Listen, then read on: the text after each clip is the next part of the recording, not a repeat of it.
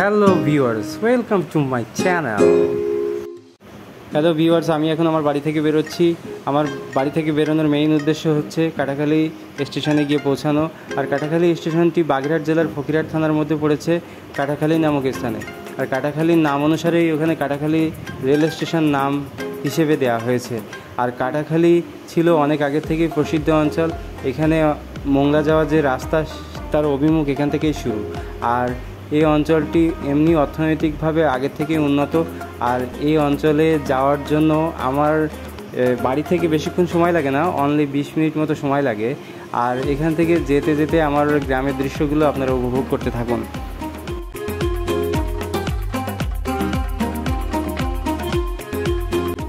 আমি এখন খুলনা মোংলা রোড পার হচ্ছি। এই রোডটা খুবই চাঞ্চল্যকর। এখানে যানবাহন সবসময় জোর গতিতে চলতেই থাকে। সো আপনারা একটু এখানে বাইক নিয়ে আসলে একটু নিজের গতিটা নিয়ন্ত্রণ রাখবেন। আমিও আমার বাইকটা নিয়ন্ত্রণে রাখারই চেষ্টা করেছি। আর সাবধানে চালাবেন, এটাই আমার পরামর্শ বা উপদেশ থাকবে আপনাদের কাছে।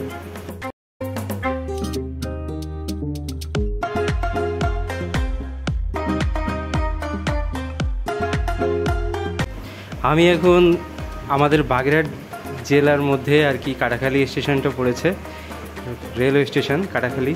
এখানে একটা ট্রেন আসবে আর কি। এখানে যে নতুন ট্রেনটি চালু হয়েছে, মোংলা কমিউটার বা বেনাপোল কমিউটার যেটাই বলে না কেন, বেতনা এক্সপ্রেস বা যে কোনো যেটাই বলে না কেন, সেটা এখানে আসবে। সেই উদ্দেশ্যটাই ছিল আজকের মূলত ট্রেনটাকে দেখার জন্য বা আপনাদেরকে দেখানোর জন্য। দেখা যাক ট্রেনটাকে আশা করি দেখতে পারি কি না বা না পারি। সময়ের পরে আসা হয়ে গেছে, বলতেও পারছি না, কারণ মানুষ অনেকজন চলে যাচ্ছে। ট্রেনটা মনে হয় হয়তো দেখতে নাও পেতে পারি।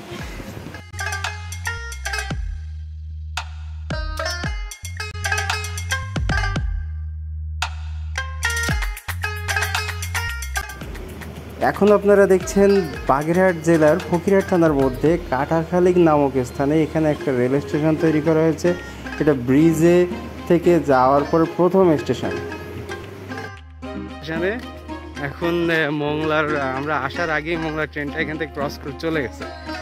আর একটু পরে আবার একটার সময় ওখানে মোংলা থেকে ছেড়ে চলে আসবে কাটাখালীর ট্রেনটা। এখন এখানে একজ্যাক্ট টাইম দিয়ে আছে 11:30, 1:30টার সময় টাইম দেওয়া আছে। তার মধ্যে আসে নাকি আমি বলতে পারছি না।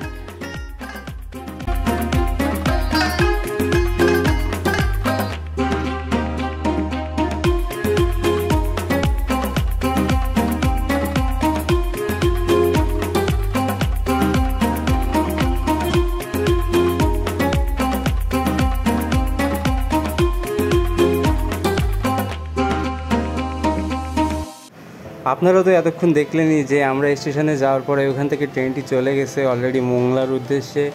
ততক্ষণ আমরা অপেক্ষা করতে না পারায় ট্রেনটি যত দূর আমরা জানি যে 2টার সময় ওইখানে এসে পৌঁছাবে, ততক্ষণ আমরা ওখানে অপেক্ষা না করে গ্রামের মধ্যে থেকে মোটরসাইকেল চালিয়ে গ্রামের দৃশ্যগুলো তুলতে আর আপনাদের দেখানোর উদ্দেশ্য নিয়ে দৃশ্যগুলো তুলে আপনাদেরকে দেখিয়ে যাচ্ছি। এবং দেখা যাক যে ট্রেনটিকে আবার যদি আমরা দেখতে পাই, সেখান থেকে ভিউ নিয়ে আপনাদের দেখানোর চেষ্টা করব।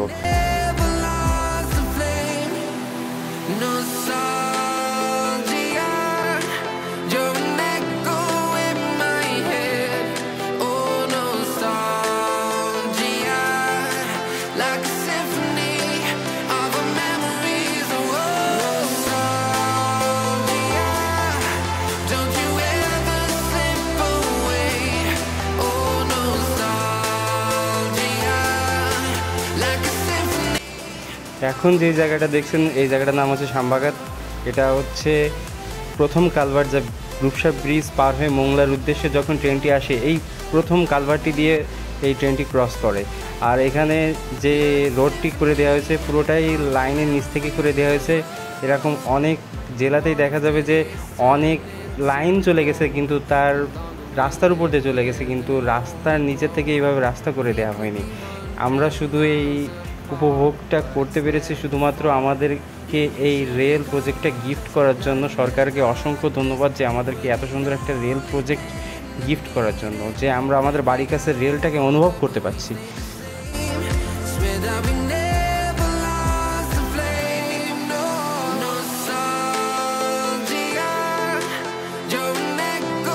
এখন যেটি দেখছেন এটি হচ্ছে রেল ব্রিজের অভিমুখ। এখান থেকে ট্রেনটি ব্রিজে যাতায়াত করে এবং এখান থেকে রূপসা নদী পার করে, আর এখানেই তার অভিমুখ শুরু।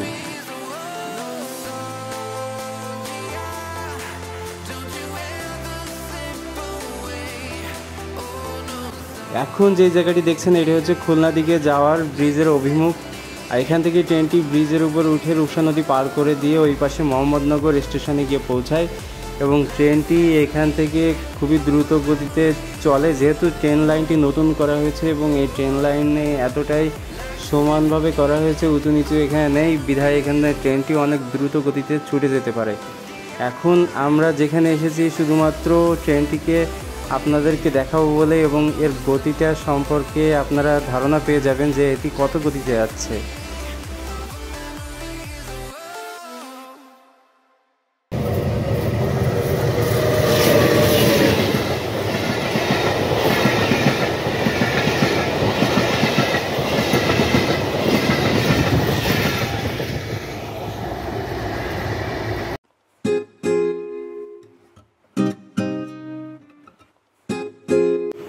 এখন যে পাহাড়ের মতো সৌন্দর্যটি দেখতে পাচ্ছেন এটি হচ্ছে শ্যামবাগাতের মধ্যে। আমি আমার ভিডিওর ডিটেলসে এইখানে আসার যে ঠিকানা সেটি আপনাদেরকে জানিয়ে দিব, আর এখানে আসলে আপনারা সত্যিই আনন্দিত হবেন। এত সুন্দর করে এখানে তৈরি করা হয়েছে স্ট্রাকচার যে আপনারা এসে অত্যন্ত আনন্দিত হবেন। এখন আমি আমার বাড়ির উদ্দেশ্যে চলে যাচ্ছি, আর আমার এই ভিডিওটি আপনাদের যদি সত্যি আনন্দিত দিয়ে থাকে বা যদি আপনাদের একটুও ভালো লেগে থাকে তাহলে আমার চ্যানেলটিকে অবশ্যই সাবস্ক্রাইব করবেন আর একটি লাইক অবশ্যই দিয়ে যাবেন। আপনাদের কাছে এইটুকুই অনুরোধ রইল। আর আপাতত বাড়ি যাচ্ছি, আর আপনারা সবাই ভালো থাকবেন, আমার জন্য আশীর্বাদ করবেন বা দোয়া করবেন, এই বলে আমার ভিডিও শেষ করছি।